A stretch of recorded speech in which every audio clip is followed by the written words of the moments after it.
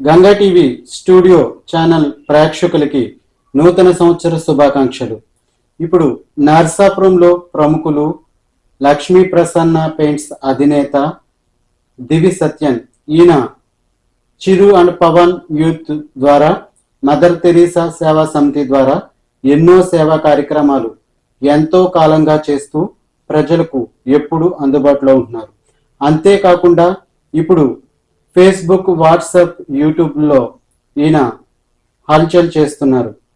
కొన్ని TV channels లో కూడా డెబిట్లు నిర్వహిస్తున్నారు. ఇప్పుడు ఆయనతో ముఖాముఖిగా మాట్లాడదాం. దివి సత్యన్ గారు, మా గంగా టీవీ స్టూడియో ఛానల్ ద్వారా మీకు నూతన సంవత్సర శుభాకాంక్షలు తెలియజేస్తున్నాం. థ్యాంక్ యూ అండి. అలాగే ఈరోజు మీతో ముచ్చటించి మీ అభిప్రాయాలను మా ప్రేక్షకులకి అందజేస్తారని కోరుకుంటున్నాను. తప్పకుండా. ముందుగా గంగా స్టూడియో వారికి, గంగా స్టూడియో వీక్షకులకి అందరికి కూడా నా నమస్కారాలు, నూతన సంవత్సర శుభాకాంక్షలు.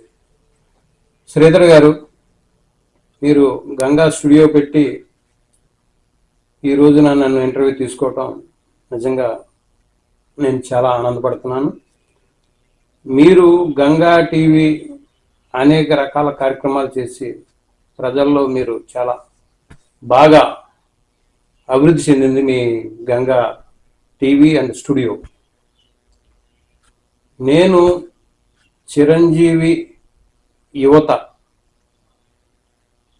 చిరంజీవి గారి పేరు చెప్పి అనేక సేవా కార్యక్రమాలు చేయడం జరిగింది నర్సాపురంలో. అంటే ఎన్నాళ్ళ నుంచి చేస్తున్నారో, మీకు ఈ ప్రేరణ ఎలా వచ్చింది అసలు? మొదట మీరు యాక్చువల్లీ ఈ చిరు అండ్ పవన్ అంటే ఈ యూత్ లో వెళ్ళాలంటే యూత్ లో యంగ్ వయసు లో మంచి ఎనర్జెటిక్ గా చేస్తారో, మీరు ఎప్పుడు మొదలు పెట్టారు? మీ వయసు ఎంత ఉండగా ఈ కార్యక్రమాలు చేశారని నేను 17 ఏళ్ళు ఉండగా చిరంజీవి స్థాపించి, అప్పట్లో మీరు చూసిన మొదటి సినిమా నేను చెప్తున్నాను. నేను చిరంజీవి గారి పున్నమి నాగు సినిమా చూసి నేను ఆయనకి అభిమాని అయ్యాను. ఎందుకంటే పున్నమి నాగులో ఆయన నటన విశ్వరూపం. ఈయన ఎప్పటికైనా ఒక నెంబర్ 1 స్థానంలో కూర్చుంటాడు. ఈయన మొత్తం సినిమా పరిశ్రమని ఏలే హీరో అని ఆ రోజునే నేను నిర్ణయించుకుని, ఆ రోజు నుంచి కూడా నేను చిరంజీవి గారి పేరు చెప్పి బ్లడ్ డొనేషన్ క్యాంపులు కానివ్వండి, అలాగే మొక్కలు నాటే కార్యక్రమాలు కానివ్వండి, అన్నదానం కానివ్వండి, అనేక కార్యక్రమాలు. ఆయన సినిమా రిలీజ్ వస్తే బ్యానర్స్ కడతాం, అలాగే ఆ రోజున ప్రేక్షకులందరికీ కూడా స్వీట్స్, కేకులు పంచిపెడతాం. ఇలాగా ఆ చిరంజీవి గారి మీద అభిమానంతో అనేక రకాలుగా మంచి మంచి కార్యక్రమాలు కూడా చేసిన ఘనత. అలాగే మేము జిల్లా స్థాయి పాటల పోటీ నేను ఒక 20 సంవత్సరాల క్రితం పెట్టాను. అప్పుడు ఆంధ్రావని కొత్తగా స్టార్ట్ అయింది ఈనాడులో. ఆంధ్రావనిలో 15 నిమిషాలు నా ప్రోగ్రామ్ని టెలికాస్ట్ చేశారు. అంటే ఆ ప్రోగ్రాం ఎంత గొప్పగా చేసామంటే సుమారు లక్షల రూపాయలు ఖర్చు పెట్టి ఆ జిల్లా స్థాయి పాటల పోటీ పెట్టి బహుమతులు, నగదు బహుమతి, చాలా పెద్ద వేదిక నిర్మించి 1000 మంది కుర్చీలు వేసి బయట అవుట్డోర్ పెద్ద రోడ్లో చేయడం జరిగింది ఆ కార్యక్రమం. ఎక్కడండి ప్లేస్? కోట్ల రంగారావు గారి నర్సపూర్లోనే చేసాం. చాలా బాగా భారీగా చేసాం. దానికి ఈ కేబుల్ లైవ్ కూడా ఇచ్చాం, ఇది లోకల్ ఛానల్. అలాగే చిరంజీవి గారు అంటే నేను ఈ రోజు చెప్తున్నాను, నాకు అన్నయ్యలాగా ఫీలింగ్. ఎందుకంటే చిరంజీవి గారు కొత్తలో సినిమాలు యాక్ట్ చేసినప్పుడు నరసాపురం అప్పుడప్పుడు వచ్చేవారు. ఆయన నరసపూర్ వచ్చినప్పుడు ఆయన శివాలయంలో పూజలు చేయించి ఆ రోజుల్లో దక్షిణ 10 పైసలు వేసేవారు. దక్షిణ 10 పైసలు, రూపాయి కూడా వేసేవారు కాదు, 10 పైసలు వేసేవారు.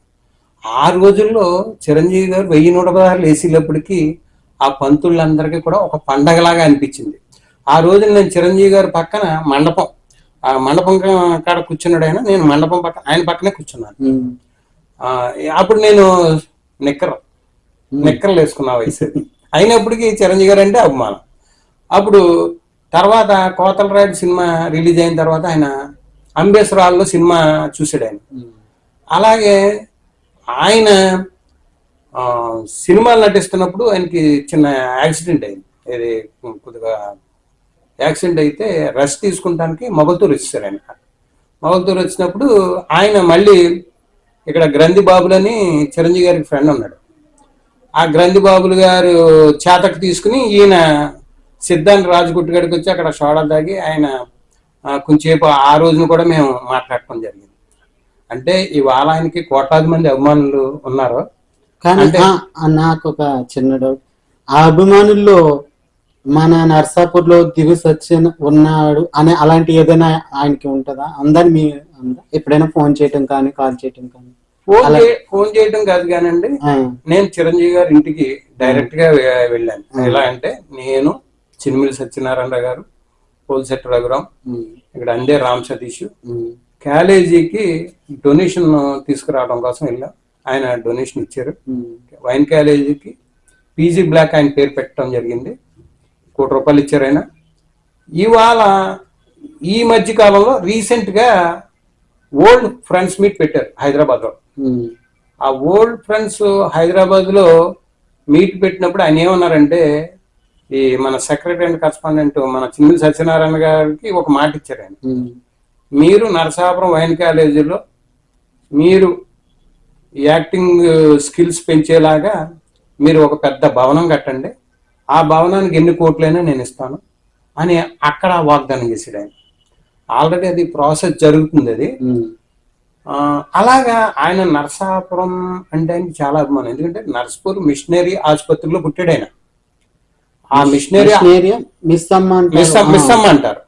మిస్సమ్మ ఆసుపత్రిలో ఆయన జన్మించడం జరిగింది. అందుకని మేము చిరంజీవి అభిమానులుగా మిస్సమ్మ ఆసుపత్రి ఎదురుకుండా బస్ షెల్టర్ కట్టాం. అది బస్ షెల్టర్ కూడా మేము మొత్తం మా చిరంజీవి అభిమానులందరూ కలిసి దాన్ని బస్ షెల్టర్ కట్టడం జరిగింది.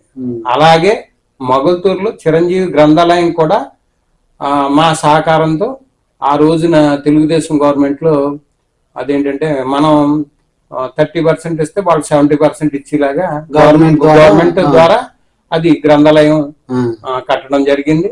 ఆ రోజున నాగేంద్ర బాబు గారు వచ్చారు. నాగేంద్ర బాబు గారు అయితే నాకు ఎక్కువగా, ఎందుకంటే ఆయన మా ఇంటికి కూడా రావడం జరిగింది. పోల్జెట్ జీజీ గారు ఫ్రెండ్ ఆయన. పోల్జెట్ జీజీ గారికి ఆయన ఏం చేసేవారు, పోల్జెట్ జీజీ గారు ఇంటికి వస్తే నాకు ఫోన్ చేసి సచిన్ రా మన నాగబాబు వచ్చారు అంటే నేను వెళ్ళిపోయి అన్న ఎప్పుడు వచ్చారన్న అనేసి వాళ్ళతో కూర్చుని పిచ్చాపాటి మాట్లాడతాం. ఎందుకయ్యా నువ్వు కార్యక్రమాలు చేసి డబ్బులు పాడు చేసుకుంటావు అన్న మాట కూడా నాగబాబు గారు అన్నారు. ఎందుకు ఇటువంటివి కాదు, గవర్నమెంట్ మీద ఫైట్ చేయాలి. ఆ గవర్నమెంట్ లేని వారికి ఇప్పుడు ఒక రేషన్ కార్డు రాలేదనుకో, ఆ కార్డు కోసం మీరు దెబ్బలాడాలి, అది ఇంకోటి అటువంటి మంచి పనులు చేయాలి. అంతేగాని మీరు డబ్బులు ఖర్చు పెట్టి బ్యానర్లు కట్టి లేదంటే ఈ పాటల పోటీలు లేకపోతే డాన్స్ పోటీలు లేకపోతే అనేక రకాలు పెట్టి డబ్బులు మీరు వృధాగా పాడు చేసుకోవద్దు. ఎందుకంటే మీ సొంత కష్టార్జితం మీరు మా అన్నయ్య కోసం మీరు ఖర్చు పెడుతున్నారు. అటువంటి కన్నా ప్రభుత్వం ద్వారా వ్యక్తులకు పనిచేసేలాగా మీరు ఎదగండి అని ఆయన అప్పట్లోనే మంచి సలహా ఇచ్చాడు ఆయన నాగబాబు గారు. ఇలా ఉండగా ఒకసారి ఏమైందంటే మేము వెళ్ళాం కదా కాలేజీకి, డొనేషన్ ఇచ్చారు కదా ఆయన.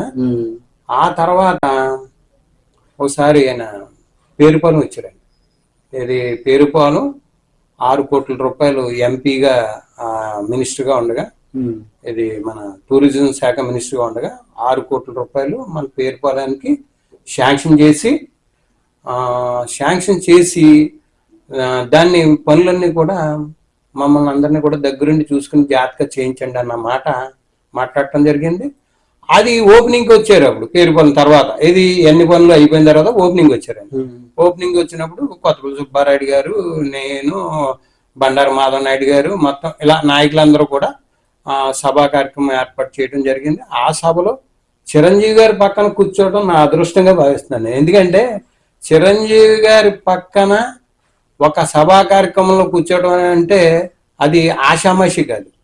ఆ రోజున నేను చేసిన కార్యక్రమాలన్నీ కూడా ఆయనకి ఆల్బమ్ అంతా చూపించి నేను ఇలా చేశాను అన్నయ్య అని కార్యక్రమాలన్నీ చూపించడం జరిగింది. ఏదైనా కాంప్లిమెంట్ ఇచ్చారని? కాంప్లిమెంట్ అంటే నేను చిరంజీవి గారి ఇంటికి వెళ్ళినప్పుడు, నేను ఆర్టిస్ట్ని బేసిక్ గా. నేను గతంలో బోర్డులు రాసి బొమ్మలు వేసి ఒక ఆర్టిస్ట్ గా. మీరు మీ గురించి తెలుసు, చిన్నప్పటి నుంచి కష్టపడి మీరు చేసిన బోర్డులు కూడా ఇప్పుడు అవి పెద్ద పెద్ద సంస్థలు అయినాయి అని కూడా విన్నాను నేను. అవును అవును. ఎందుకంటే ఫస్ట్ ఏ బోర్డు రాయాలన్నా, బ్యానర్ రాయాలన్నా, ఏ రాజకీయ నాయకుడికి బ్యానర్ రాయాలన్నా వాళ్ళ బొమ్మ, అప్పట్లో ఫ్లెక్స్లు ఇటువంటివి లేవు, మేమే రాసేవాళ్ళు. సత్యం రాస్తే అవతల వ్యక్తి ఎటువంటి వ్యక్తి అయినా నగ్గేస్తాడు. అది ఒక సెంటిమెంట్ గా, గోల్డెన్ హ్యాండ్ గా నాకు ముద్ర పడిపోయి, నాకు ఆర్టిస్ట్ గా అసలు ఖాళీ ఉండేది కాదు. చిరంజీవి గారికి నేను బొమ్మ వేసి పట్టుకెళ్ళాను. ఇది ఖైదీ నెంబర్ 156 ఆ స్టిల్ బొమ్మ వేసి ఆయన ఇంటికాడ ప్రజెంట్ చేస్తే, ఎన్ని రోజులు వేసావు, చాలా బాగా వేసావు, ఏంటి మన నర్స్పూర్లో కూడా ఎంత బాగా వేసేవాళ్ళు ఉన్నారా అని అడిగితే అప్పుడు నేను చెప్పానమాట, నేను లంక భాస్కర్ దగ్గర పనిచేశానండి, సినిమా ఇండస్ట్రీలో లంక భాస్కర్ దగ్గర పనిచేశాను.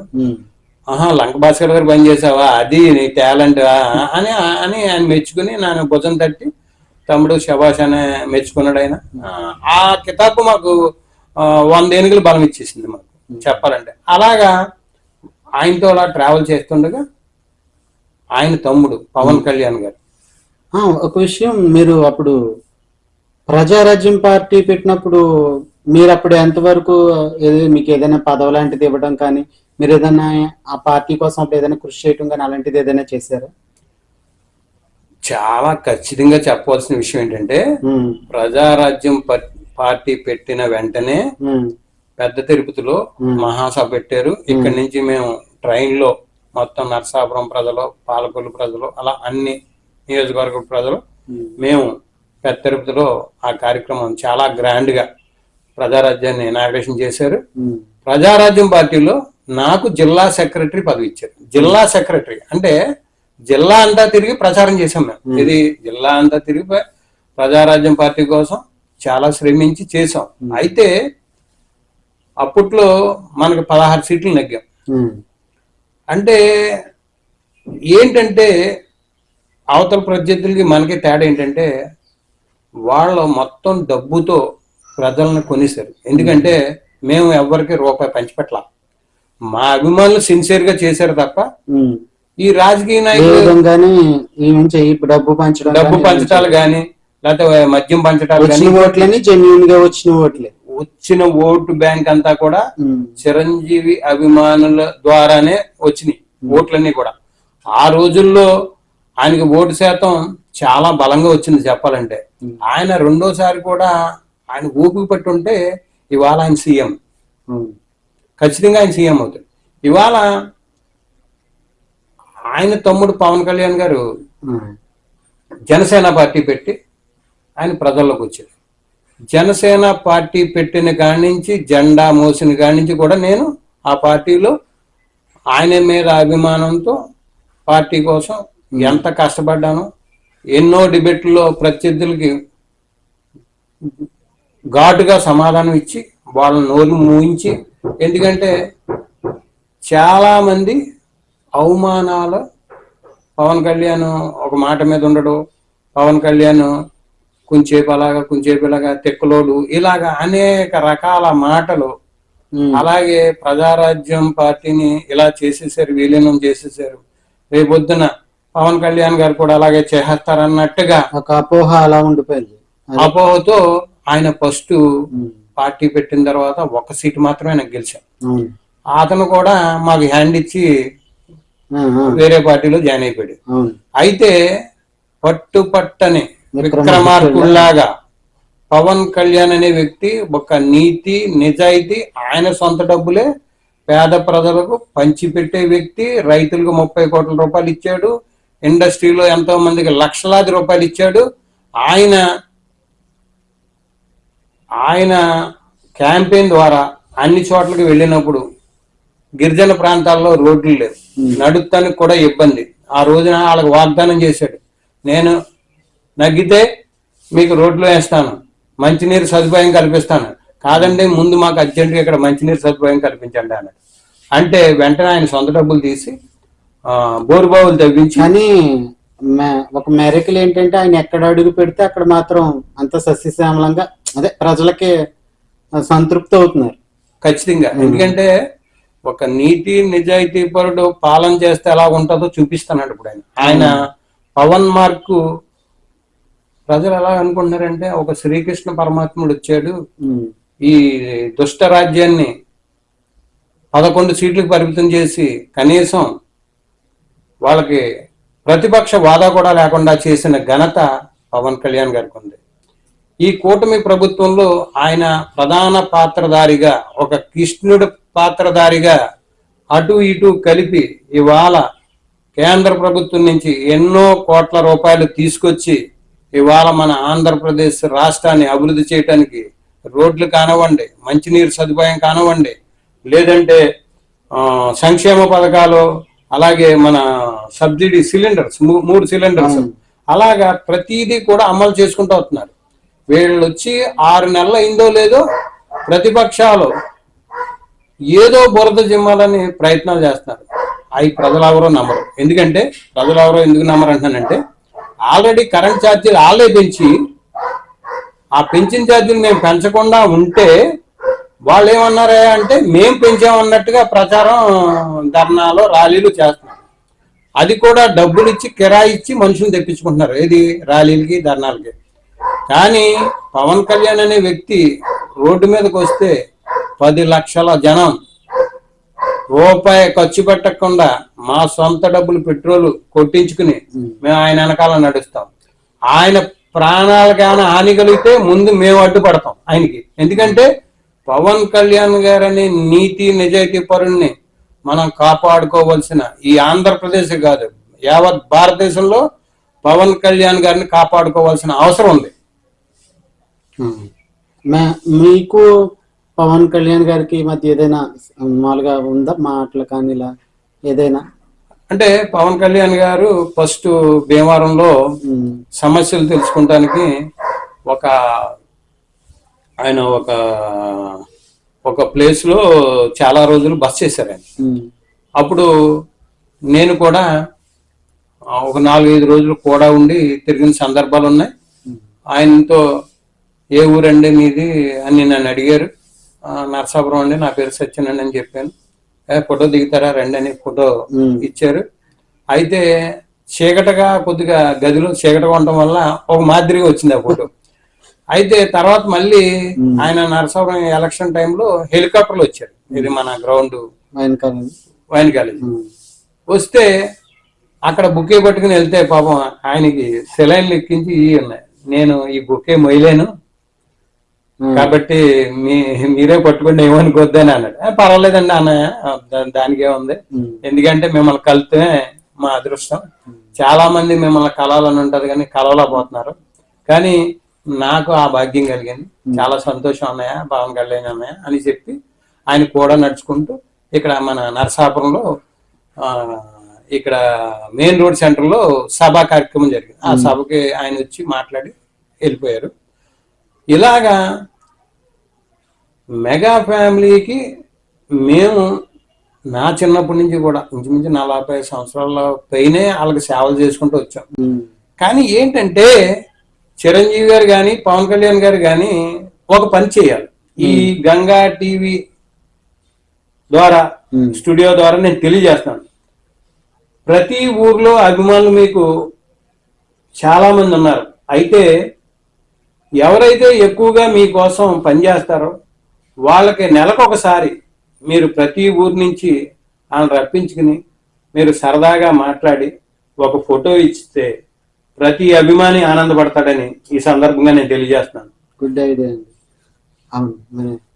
కాబట్టి అలాగే పవన్ కళ్యాణ్ గారు కూడా ఎంతో కష్టపడి రాత్రింబగళ్ళు అనేక మీటింగుల్లో పాల్గొని అనేక మీటింగుల్లో మాట్లాడి ఆయన నగ్గేలాగా నరసాపురంలో చరిత్రలో సువర్ణాక్షరాలతో రాయదలిగిన విషయం ఏంటంటే ఒక బీసీ, ఒక బొమ్మిడి నాయకర్ అటువంటి వ్యక్తి డబ్బులు లేకుండా ఇవాళ నరసాపురంలో 50,000 మెజార్టీ ఇచ్చాం. అంటే ఎంత కృషి చేస్తే ఓడిపోయిన ఒకసారి దగ్గరలో ఓడిపోయాడు, కానీ రూపాయి ఖర్చు పెట్టకుండా ఇవాళ నరసాపురంలో 50,000 ఓట్ల మెజార్టీతో బొమ్మిడి నాయకుడిని మేము నగ్గించుకున్నాం. అది ఆ నగ్గించడానికి కూడా ముఖ్య కారణాలు చెప్పాలి. కొత్తపల్లి సుబ్బారాయుడు గారు, బండారు మాధవ నాయుడు గారు, రామరాజు, కోవలి యతిరాజు రామ్మోహన్ నాయుడు, వీళ్ళందరూ కూడా మద్దతు ఇచ్చి, వీళ్ళందరూ కూడా చాలా సపోర్ట్ చేసి మరి బొమ్మిడి నాయకర్కి ఎక్కువ మెజార్టీ తీసుకురావడానికి ఆస్కారం అయింది. నరసాపురం చరిత్రలో 50,000 ఓట్లు మెజార్టీ వచ్చింది ఇతను ఒక్కడికే. తర్వాత అందరికన్నా ఎక్కువ మెజార్టీ వచ్చిందని కొత్తపల్లి సుబ్బారాయుడు గారికి అనుకునేవాళ్ళం, కానీ ఆయనకి 40,000 ఓట్ల మెజార్టీ వస్తే ఈయనకి 50,000 ఓట్ల మెజార్టీ వచ్చింది. అంటే ప్రజలు ఎంత విశ్వసించారు. ప్రజలు పవన్ కళ్యాణ్ని ఒకసారి ఓటమి పాలైన 10 సంవత్సరాలు ప్రజలను వదలకుండా ప్రజలకు ఏదో సేవ చేయాలి, ప్రజల కోసం మనం వాళ్ళు నాకు ఓటు వేసినా వేయకపోయినా వాళ్ళకి మాత్రం నేను సేవ చేసుకుంటూనే ఉంటాను, నేను తప్పు చేసినా నన్ను ప్రశ్నించండి అన్న వ్యక్తి ఒక్క పవన్ కళ్యాణ్ గారే. ఇవాళ రాష్ట్రం అన్ని విధాల అతాకుతలం చేసింది ఎవరంటే వైఎస్ఆర్సీపీ పార్టీ వారు. జగన్ అనే వ్యక్తి దాచుకోవడానికి దోచుకోవడానికి వచ్చాడు తప్ప ప్రజల కోసం ప్రజా సంక్షేమం కోసం ఏమీ రాలేదు. ఏదో నేను బటన్ నొక్కాను ఈ మాటలే తప్ప. అంటే కొన్ని సంక్షేమ పెట్టారు కదా పథకాలు, వాటి వల్ల ఏమీ సంతృప్తి చెందలేదంటారా ప్రజలు? అంటే ఇక్కడ ప్రజలు లాజిక్ మిస్ అయిపోతున్నారు. ఏదో బిస్కెట్లు ఇచ్చి వీడు బంగారు బిస్కెట్లు కొట్టేస్తున్నాడు. ఇది లాజిక్ తెలుసుకోవాలి. ఎందుకంటే ఏదో లేని వారికి ఏదో 10,000 ఇచ్చో, ఏదో ఆటో వాళ్ళకో 10,000 ఇచ్చో, అంటే అందరూ కూడా సాటిస్ఫాక్షన్ అయినట్టుగానే కనిపించింది పథకాలు పిల్లలకని కానీ ఇలా అందరికి అన్ని వేరియేషన్లోని సంతృప్తి చెందినట్టే ఉంది అన్న విధంగా కొంచెం పోకడైంది ఆ మధ్యలో ఆ ప్రభుత్వంలో. అయితే నీకు ఈ విషయంలో చెప్పాలి, ఎందుకంటే ప్రజలు తెలుసుకోవాలి. ఇప్పుడు మన రాష్ట్ర ప్రభుత్వంలో ఇవాళ కూటమి ప్రభుత్వం వచ్చిన కాడి నుంచి ఈ రేషన్ బియ్యమే 1,000 టన్నులు పట్టుకున్నారు. ఈ వైఎస్ఆర్సీపీ వాళ్ళు ఏదో చిన్న చిన్న పథకాలు లేని ప్రజలకు ఇచ్చి వీళ్ళు ఒక పక్కన గంజాయి, ఒక పక్కనేమో మద్యం మాఫియా, ఒక పక్కనేమో ఇసుక దోపిడీ, ఇలాగా కోట్లాది రూపాయలు దండేసుకున్నారు. ఒక పక్కన మైనింగ్లు. ఈ విషయాలు బయటపడకుండా లేని వారికి 10 రూపాయలు పంచుకుంటూ వెళ్ళారు. అంతే తప్ప అది కూడా వాళ్ళ సొంత డబ్బు కాదు, మనం కట్టిన ట్యాక్స్లు మనం కట్టే ఇయే తప్ప వాళ్ళ సొంత డబ్బులు ఇచ్చింది. కానీ పవన్ కళ్యాణ్ అనే వ్యక్తి ఆయన సొంత కష్టాజీతం ఆయన రైతులకు 30 కోట్లు ఇచ్చాడు. మనకు తెలుసు, ప్రతి రైతుకి 1,00,000 రూపాయలు ఇచ్చుకుంటూ వచ్చాడు ఆయన. అలాగే ఇండస్ట్రీలో ఉన్న వాళ్ళు ఆపదలో ఉన్నారు, ఒంట్లో బాగోలేదు అంటే 5 లక్షలు 3 లక్షలు 2 లక్షలు ఇలా ఇచ్చిన సందర్భాలు ఉన్నాయి. చెప్పుకుంటే పోతే ఇదొక చరిత్ర. ఇంకా మరి ఎప్పుడైనా చిరంజీవి గారు ఇంటికి వెళ్ళే అంటున్నారు కదా, ఆయన మళ్ళీ ఇప్పుడు ఆయన ద్వారా మీకు పిలుపు రావడం అలాంటివి ఏమైనా జరిగినాయా? చిరంజీవి గారి దగ్గర నుంచి అయితే పిలుపు ఏం రాలేదండి. ఎందుకంటే ఉన్న వాస్తవం చెప్పాలి, చిరంజీవి గారు బాగా బిజీ షెడ్యూల్. వాళ్ళేమో వాళ్ళ స్థాయి తగ్గట్టుగా ఇవాళ నేను జనసేన పార్టీలో ఒక ఎమ్మెల్యే అయ్యాను అనుకోండి, అప్పుడు కలుస్తే అవకాశం ఉంటుంది. అంతేగాని ఒక అభిమాని కలాలంటే చాలా కష్టం. అంటే కోట్లాది మంది అభిమానులు ఉండటం వల్ల మాలాంటి వ్యక్తులు కూడా అది కాదండి. నేను నా ఉద్దేశం ఏంటంటే ఇక్కడ ఆయన పుట్టిన ఊరిది నర్సాపురంలో చాలా మంది ఆయనకి కొంచెం ఉంటది, రిలేషన్ ఉంటది. ఇప్పుడు అరే వీడు మనవాడు వీడు అలా ఉంటది కదా, అలాంటి అభిప్రాయం మీ మీద ఉండి ఎప్పుడైనా పిలవడం కానీ అది నేను అంటుంటా. ఈ విధంగా కాదు, అంటే అరే దివిసత్యన్ మన నర్సాపురం కదా అనే అలాగా ఆయనకి ఎప్పుడైనా అలాంటి ఐడియా ఉండి మీకు పిలవడం అలాంటివి అన్ని జరిగినాయా? ఆయన అయితే ప్రజారాజ్యం ఈ రైతుల కోసం రైతులు బాధపడినప్పుడు మన గెస్ట్ హౌస్ లో ఒక ప్రెస్ మీట్ పెట్టారు. ఆ రోజు నేను వెళ్ళాను. నన్ను చూసిన వెంటనే రా సత్యన్ తమ్ముడు దా అనేసి నన్ను పెట్టడం జరిగింది. అంటే అలా గుర్తు పెట్టుకున్నాడు ఆయన.